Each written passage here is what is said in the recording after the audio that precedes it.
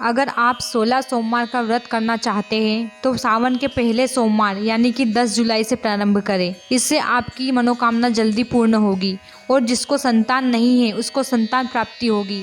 किसी विशेष मनोकामना पूर्ति के लिए 16 सोमवार का व्रत किया जाता है। इस व्रत में माता पार्वती और भगवान शिव की पूजा की जाती है। इस व्रत में नमक का सेवन नहीं किया जाता है। 16 सोमवार व्रत जीवन की खुशहाली और मनपसंद जीवन साथी पाने के लिए किया जाता है।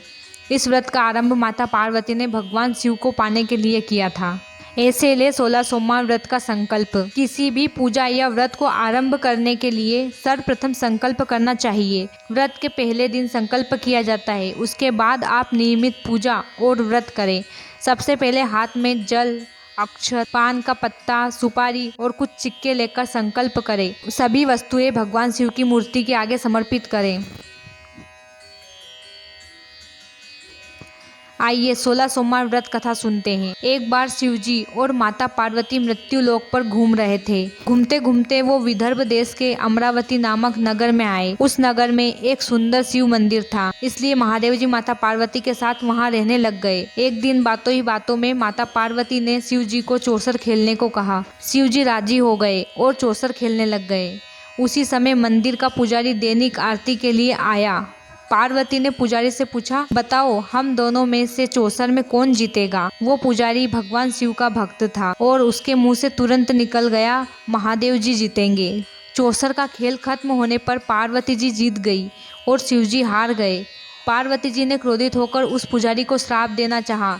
तभी शिव जी ने उन्हें रोक दिया और कहा कि ये तो भाग्य का खेल है, उसकी कोई गलती नहीं है। फिर भी माता पार्वती ने उसे कोढ़ी होने का श्राप दिया और उसे कोढ़ हो गया। काफी समय तक वो कोढ़ से पीड़ित रहा। एक दिन एक अप्सरा उस मंदिर में शिव जी की पूजा आराधना करने आई और उसने उस पुजारी के कोढ़ को देखा।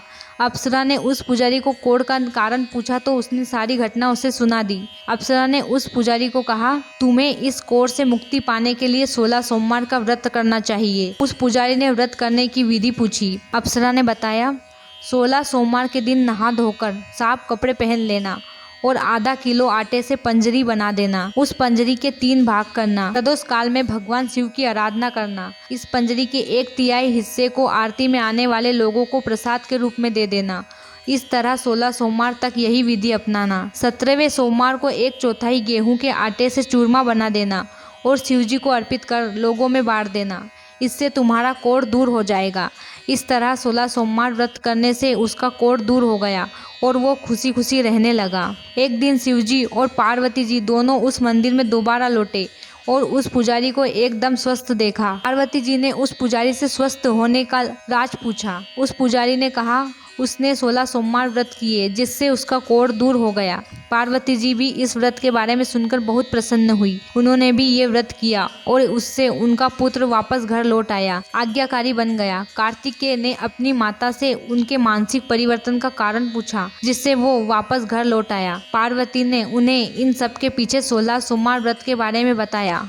कार्तिकेय यह सुनकर बहुत खुश हुए। कार्तिकेय ने अपने दूर गए ब्राह्मण मित्र से मिलने के लिए उस व्रत को किया और 16 सोमवार होने पर उनका मित्र उनसे मिलने विदेश से वापस लौट आया। उनके मित्र ने इस राज का कारण पूछा तो कार्तिकेय ने 16 सोमवार व्रत की महिमा बताई। यह सुनकर उस ब्राह्मण मित्र ने भी विवाह के लिए 16 सोमवार व्रत रखने के लिए विचार किया। एक दिन राजा अपनी पुत्री के विवाह की तैयारी कर रहा था। कई राजकुमार राजा की पुत्री से विवाह करने के लिए आए। राजा ने एक शर्त रखी कि जिस भी व्यक्ति के गले में हथनी वरमाला डालेगी उसके साथ ही उसकी पुत्री का विवाह होगा। वो ब्राह्मण भी वही था और भाग्य से उस हथनी ने उस ब्राह्मण के गले में वरमाला डाल दी और शर्त के अनुसार उस ब्राह्मण ने अपनी पुत्री का विवाह करा दिया। एक दिन राजकुमारी ने ब्राह्मण से पूछा, आपने ऐसा क्या पुण्य किया था कि हथनी ने दूसरे सभी राजकुमारों को छोड़कर आपके गले में वरमाला डाली। उसने कहा, प्रिय, मैंने अपने मित्र कार्तिकेय के कहने पर 16 सोमवार व्रत किए थे। उसी के परिणाम स्वरूप तुम लक्ष्मी जैसी दुल्हन मुझे मिली। राजकुमारी यह सुनकर बहुत प्रभावित हुई और उसने अपने पुत्र प्राप्ति के लिए 16 सोमवार व्रत रखा। फल स्वरूप उसके घर एक सुंदर पुत्र का जन्म हुआ। और जब पुत्र बड़ा हुआ तो पुत्र ने पूछा, माँ आपने ऐसा क्या पुण्य किया था, आपको मेरे जैसा पुत्र मिला। उसने भी पुत्र को 16 सोमवार व्रत की महिमा बताई। यह सुनकर उसने भी राजपाट की इच्छा के लिए ये व्रत रखा। उसी समय एक राजा अपनी पुत्री के विवाह के लिए वर तलाश कर रहा था, तो लोगों ने उस बालक को विवाह के लिए उचित बताया। राजा को इसकी सूचना मिलते ही उसने अपनी पुत्री का विवाह उस बालक के साथ कर दिया। कुछ सालों बाद जब राजा की मृत्यु हुई तो वो राजा बन गया, क्योंकि उस राजा के यहाँ कोई पुत्र नहीं था। राजपाट मिलने के बाद भी वो 16 सोमवार का व्रत करता रहा। एक दिन 17वें सोमवार व्रत पर उसकी पत्नी को भी पूजा के लिए शिव मंदिर आने को कहा, लेकिन वह खुद आने के बजाय उसने दासी को वहां भेज दिया। ब्राह्मण पुत्र के पूजा खत्म होने के बाद आकाशवाणी हुई, तुम अपनी पत्नी को अपने महल से दूर रखो वरना तुम्हारा विनाश हो जाएगा। ब्राह्मण पुत्र यह सुनकर बहुत आश्चर्यचकित हुआ। महल वापस लौटने पर उसने अपने दरबारियों को भी ये बात बताई, तो दरबारियों ने कहा कि जिसकी वजह से ही उसे राजपाट मिला है वह उसी को बाहर निकालेगा। लेकिन उस ब्राह्मण पुत्र ने उसे महल से बाहर निकाल दिया। वो राजकुमारी भूखी प्यासी एक अनजान नगर में आई। वहां पर एक बूढ़ी औरत धागा बेचने बाजार जा रही थी। जैसे ही उसने राजकुमारी को देखा तो उसने उसकी मदद करते हुए उसके साथ व्यापार में मदद करने को कहा। राजकुमारी ने भी एक टोकरी अपने सर पर रख ली। कुछ दूरी पर चलने के बाद एक तूफान आया और वो टोकरी उड़कर कहीं चली गई। अब वो बूढ़ी औरत रोने लग गई और उसने राजकुमारी को मनहूस मानते हुए चले जाने को कहा। उसके बाद वो एक तेली के घर पहुंची। उसके वहां पहुंचते ही सारे तेल के घड़े फूट गए और तेल बहने लग गया। उस तेली ने भी उसे मनहूस मानकर उसको वहां से जाने को कहा। उसके बाद वो एक सुंदर तालाब के पास पहुंची और जैसे ही पानी पीने लगी उस पानी में कीड़े चलने लगे और सारा पानी धुंधला हो गया।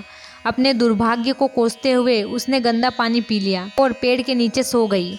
जैसे ही वो पेड़ के नीचे सोई उस पेड़ की सारी पत्तियां झड़ गई। अब वो जिस पेड़ के पास जाती उसकी सारी पत्तियां गिर जाती। ऐसा देखकर वहाँ के लोग मंदिर के पुजारी के पास गए।